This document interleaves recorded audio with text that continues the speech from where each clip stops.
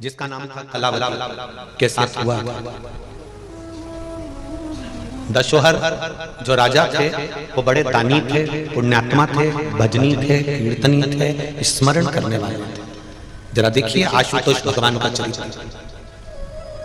आप लोग जो पशुपति व्रत करते हो, आप लोग जो जल चढ़ाने जाते हो, आप लोग एक चावल का दाना चढ़ाने जाते हो, आप एक धतूरा, एक बेलपत्र, एक फूल की पंखड़ी चढ़ाने जाते हो, या नहीं भी चढ़ाकर शंकर मंदिर को मात्र दर्शन कर कर जाते हो, वो भी नहीं कर पाते तो शिखर का दर्शन कर कर निकल जाते हो। वो एक शब्द इस दशोहर राजा का शिव महापुराण का श्रवण करिएगा। दशोहर राजा की धर्मपत्नी कलावती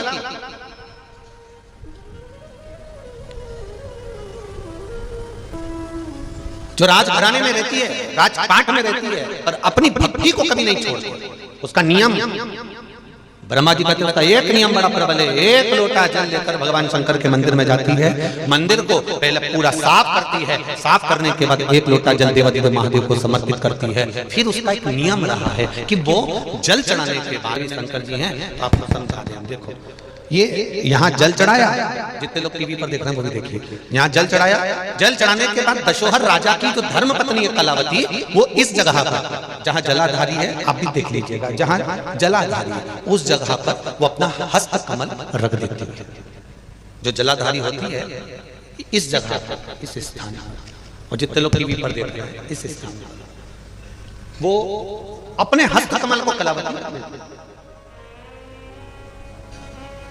जरा बहुत ध्यान से कथा सुनना, कोकड़ी वालों को यह कथा मिली है आशुतोष शिव महापुराण की कथा।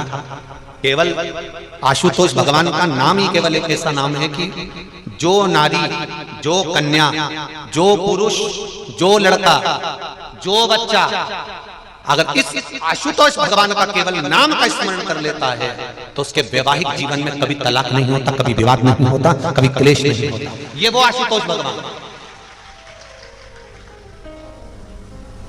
और अपने को मौका मिला इसको समझने के लिए। दशोहर राजा की धर्मपत्नी कलावती शिव जी को जल चढ़ाकर जलाधारी पर अपना हस्त कमल रख लेती है और हस्त कमल रखकर बाबा देवादिदेव महादेव का पंचाक्षर मंत्र का जाप करती है। नमः शिवाय, नमः शिवाय, ओम नमः शिवाय, नमः शिवाय, नमः शिवाय। हाथ रखा, जाप। उसकी चित्त वृत्ति में जो मंत्र भगवान शंकर का है वो मंत्र उसको स्वीकार कर लेती है।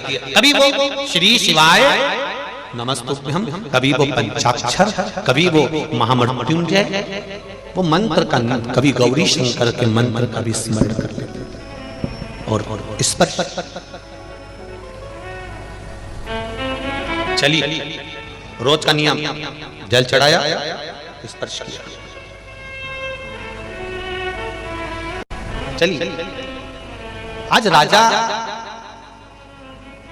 रानी जब मंदिर से आ रही थी तो राजा ने रानी को देखा तो इतनी सुंदर लग रही थी, इतनी सुंदर कि राजा ने उस रानी को आज तक इतनी सुंदर कभी देखा ही नहीं था।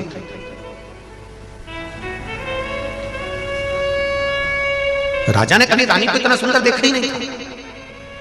ब्रह्मा जी स्वयं देवर्षि नारद से कह रहे हैं कि सुनो नारद,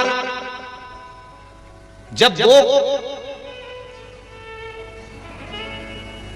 जिस समय पर वो नारी कलावती कुंवारी थी तब भी राजा को इतनी सुंदर नहीं लगी, जब विवाह हुआ तब भी इतनी सुंदर नहीं लगी। दशोहर राजा को उस दिन वो इतनी सुंदर लगी जिस दिन वो देवादिदेव महादेव के मंदिर से आ रही थी। हमने पहली कथा में कहा क्रीम की चमक 3 महीना, 2 महीना, 4 महीना रहेगी, क्रीम की चमक 2, 4, 8 दिन रहेगी, पर तुम्हारे अच्छे कर्म की चमक जिंदगी भर रहेगी। थोड़ा क्रीम लगा लोगे तो चमक जाओगे, माना चमक जाओगे, पर चमकने के साथ में जो कर्म की चमक होती है वो श्रेष्ठ होती है।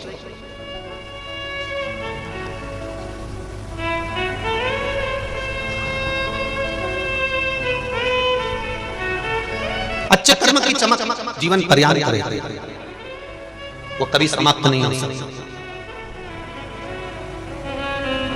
अब दशोहर राजा ने कहा कितना सुंदर लग रही है ये, तो कितनी सुंदर लग रही है, इतनी सुंदर। और दशोहर राजा ने तुरंत उसी समय, उसी पल, उसी घड़ी राजा ने तुरंत रानी को देखा, रोका उसको। सुनो सुनो, रानी शिव भक्ति में लगी थी, शंकर के भजन में लगी थी। श्री शिवा नमस्तुभ्यं, श्री शिवा नमस्तुभ्यं। उसे कोई मतलब नहीं था रानी, बस वो भजन। कलावती भगवान के भजन में इतनी रम गई, राजा ने उसको आवाज लगाई, उसने सुना नहीं। हाथ में जल का पात्र था, पूजा की थाली थी, कर चली जा रही है। राजा उसके पीछे पीछे चला, कक्ष में पहुंच गया। रानी ने थाली रखी, लोटा रखा और राजा ने रानी का स्पर्श करा। जब वो सुंदर लग रही थी, तब राजा ने रानी का हाथ पकड़ा। जैसे ही रानी का हाथ पकड़ा, हाथ पकड़ते से राजा के स्पर्श मात्र करने से रानी ने कह दिया, सुनो स्वामी, मैं मंदिर से आ रही हूं, आज मेरा व्रत है, मैं शिव की आराधना में लगी हुई हूं। मैंने नियम लिया है, मैं 7 दिवस तक भगवान शंकर की भक्ति को धारण करूंगी, शिव नाम का उच्चारण करूंगी, शिव मंदिर में जाकर जल अभिषेक करूंगी, शंकर को रिझाऊंगी, आप मेरा स्पर्श मत करो। राजा ने नहीं माना और राजा ने स्पर्श कर लिया। स्पर्श करते से ही राजा का पूरा शरीर, हाथ, संपूर्ण शरीर राजा का तपने लगा, जलने लगा, शरीर में ऐसे घाव से उत्पन्न होने लगे। दशहर राजा का शरीर पूर्ण तरह से जल रहा, शरीर जल रहा।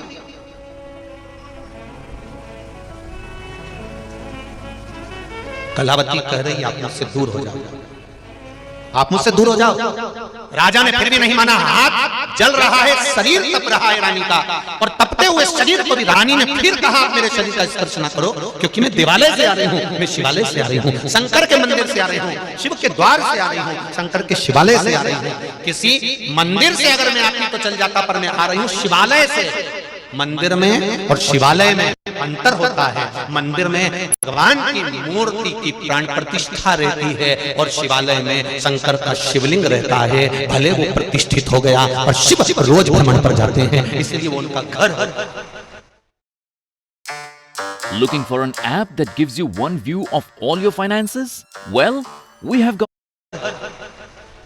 वो शंकर का घर है, वो मंदिर नहीं, शिवालय है। शंकर जहां निवास कर रहा है, दुख मिटाने के लिए जहां बैठा है, कष्ट मिटाने के लिए जहां बैठा है, हमारे रोग तकलीफ को मिटाने के लिए जहां बैठा है, वो शिव शिवालय के अंदर बैठा है। तुम मेरा स्पर्श मत करो। नहीं माना राजा। राजा का शरीर तप गया, पूरे शरीर में छाले पड़ गए। दशरथ राजा के पूरे शरीर में छाले छाले, पूरा शरीर। आखिरी में नहीं रहा गया, राजा की आंख से आंसू बहने लगे। कलावती से नहीं सहन हुआ। कलावती ने कहा, स्वामी मैंने मना करा था, आप मेरा स्पर्श मत करो, आप मेरा स्पर्श मत करो, मैंने मना करा था।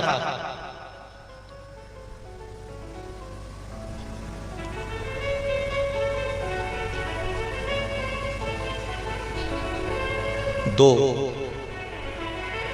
समय ऐसा होता है जिस समय पर किसी नारी को अपशब्द कहा जाता है। जो नारी या जो पुरुष उस नारी को अपशब्द कहता है, उसका बुढ़ापा खटिया पे सड़ सड़ के निकलता है। समझना जरा। दो, एक कोई मंदिर गया है, पूजन कर कर आ रहा है या पूजन करने जा रहा है। रास्ते में से कोई निकलकर मंदिर जा रहा है, तुम्हारे दरवाजे के सामने से कोई मंदिर जा रहा है, कोई शंकर के शिवालय में जा रहा है, कोई शिव मंदिर में जा रहा है, शिवालय में प्रवेश कर रहा है, कोई पशुपति व्रत कर रहा है, कोई मंदिर में दिया लगा रहा है, कोई मंदिर में जल चढ़ा कर आ रहा है। जिस समय पर नारी, पुरुष, बेटी, बेटा, बच्चे, कोई भी शंकर के मंदिर में जल चढ़ा कर आए या जल चढ़ाने जाए, शिव मंदिर में पूजन करने जाए या पूजन कर कर आए, उस समय पर अगर उस नारी को, उस बच्चे को, उस स्त्री को, उस कन्या को, उस पुरुष को, दुकान पर बैठा व्यक्ति या घर के बाहर खड़ा व्यक्ति या रोड पर चलता हुआ व्यक्ति अगर गाली दे देता है, अपशब्द कर देता है, कोई ताने दे देता है, कोई आड़ा टेढ़ा बोल देता है, तो उसका बुढ़ापा उसको पलंग पर सड़ सड़ के निकालना पड़ता है, तब जाकर प्राण छूटता है। उसके घर के लोग 4 बार गीता जी सुना देते हैं, 25 बार गंगा जल पिला देते हैं, बार बार भगवान से प्रार्थना करते हैं इसको उठा लो, अब ये सड़ रहा है, अब ये गल रहा है, तो अभी उसकी अंत गति बिगड़ जाती है, तो भी परमात्मा उसको लेता नहीं है। इसलिए बड़ा ध्यान रखने वाली बात है। लोग कह रहे थे हंसी हंसी में, कोई महिला, कोई स्त्री, कोई बेटी, कोई माता जल चढ़ाने के लिए गई और इतने में किसी ने ठिठोली कर दिया। वो कहां जा रही है? शंकर जी के पास। वो कहां जा रही है? शिव के पास। वो कहां जा रही है? मेरे महादेव के पास। एक कोई पिता के पास में कोई बेटी आ रही है और उस बेटी से कोई अपशब्द कहेगा तो बेटी जवाब देगी कि उसका बाप जवाब देगा? बोलो बोलो जल्दी के बोलो। बाप जवाब देगा कि नहीं देगा? बाप नहीं खड़ा है, मेरी बेटी मेरे पास आ रही है और तू खड़ा होकर अपशब्द कर रहा है, तो बेटी जवाब नहीं देगी, उसका बाप जवाब देगा। गिरबान पकड़ेगा, 2 धर के देगा कि तूने मेरी बेटी के सामने ऐसी हरकत कैसे कर दी, मेरी बेटी को अपशब्द कैसे दे दिया, मेरी बेटी को ताना कैसे दे दिया। जब कोई शंकर के मंदिर जाता है, शिवालय जाता है, शिव जी कहते हैं मैं उसका बाप हूं, मैं उसका पिता हूं, मेरे पास आने वाला, मेरे दरवाजे से जाने वाला, उस पर मेरी दृष्टि होती है। जो गलत बोल देता है, शिव कहते हैं, अभी अभी मालेगांव की कथा में कहा था, एक गर्भवती नारी के लिए, एक रजो धर्म वाली नारी के लिए, बोला था, किस किसने सुना था? जरा हाथ उठाओ। बोला था ना? हाँ, सबने सुना। रजो धर्म वाली नारी और गर्भवती नारी के लिए वहां बताया। आज जो कथा आशुतोष महापुराण की चल रही है उसका स्मरण करिएगा। देवालय जाने वाला, शिवालय जाने वाली नारी हो, कन्या हो, पुत्र हो, पुत्री हो, बेटा हो, बेटी हो, पुरुष हो, किसी को अपशब्द करना, भोगना पड़ता है, शरीर को भोगना पड़ता है। क्यों कहें हम बुरा? हम बुरा कैसे कहते हैं? हम किसी को बुरा करने के लिए हमारा जन्म नहीं हुआ है। कलावती ने कहा एक नारी जो मंदिर जा रही है या मंदिर से आ रही है, शिव जी को जल चढ़ाया, उसका स्पर्श हुआ, स्पर्श होने का जो शरीर में बल आया है, स्पर्श हुआ वो में 20 घंटे रहता है। राम जी के मंदिर जाओगे, राम जी का स्पर्श नहीं कर पाओगे। बमलेश्वरी माता के मंदिर जाओगे, माता बमलेश्वरी का स्पर्श कर पाओगे क्या? जम के बोलो जरा। नहीं। कृष्ण भगवान के मंदिर जाओगे, उनका स्पर्श नहीं कर पाओगे।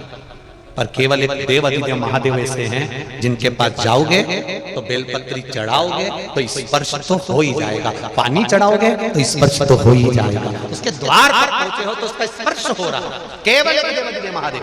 तो जब भगवान शंकर को जल चढ़ाया जाता है, जब भगवान शंकर को बेलपत्र चढ़ाई जाती है, जब भगवान शंकर को एक चावल का दाना चढ़ाया जाता है, जब भगवान शंकर का कोई व्रत करा जाता है तो उसका स्पर्श हो जाता है। स्पर्श हो गया मतलब 24 घंटे शंकर भगवान के शरीर का जो बल है, शिव जी के तप का जो बल है, वो 24 घंटे तुम्हारे शरीर में आ जाता है। शरीर के अंदर 24 घंटे।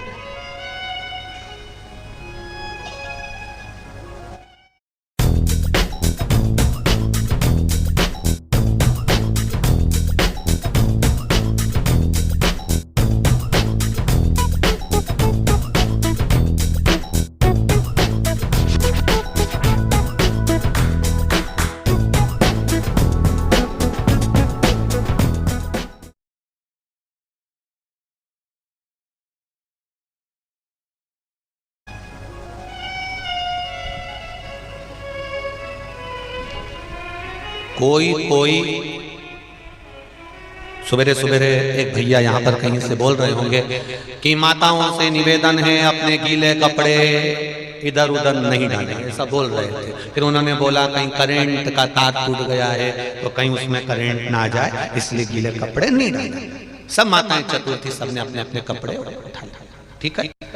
अब इनने तो कहा कि वो करंट का तार टूटा और उसका स्पर्श ना हो, पर कोई तार ऐसा होता है, कोई बहुत पावर की लाइन जाती है ना, तो वो इतनी दूर से खींच लेते हैं। बोलरी जी सही है। कहीं कहीं का पावर का तार हो, बहुत पावर का हो, तो वहां से आदमी को खींच ले, यहाँ से इतनी दूर से। तो कि मैं तो वहां से जा रहा था, पर करंट कहां से लग गया इसको? तो जाते उधर से रहा था, कुछ नहीं, वो पावर का तार था। मेरा महादेव उस पावर का है कि दूर से ही कल्याण कर देता है, दूर से ही खींचे। वो शिव है, वो शंकर है। राजा दशरथ ने हाथ का स्पर्श करा, रानी से पूछा कि मेरा शरीर जल क्यों रहा है, मेरे शरीर में इतने छाले कैसे पड़ गए, मेरा शरीर इतने तप क्यों रहा है। रानी कहती है मैं शंकर के मंदिर से, शिवालय से आ रही हूँ, आपने मेरा स्पर्श कर लिया, मेरा व्रत था, साधना थी, मेरा तप था, मैं भगवान शिव की भक्ति में लगी थी और तुमने मेरा स्पर्श करा है, इसलिए तुम्हारा शरीर जल रहा है। अब मैं क्या करूं? तूने क्या इतना भजन कर लिया, इतना भजन कर लिया तूने कि तेरे शरीर का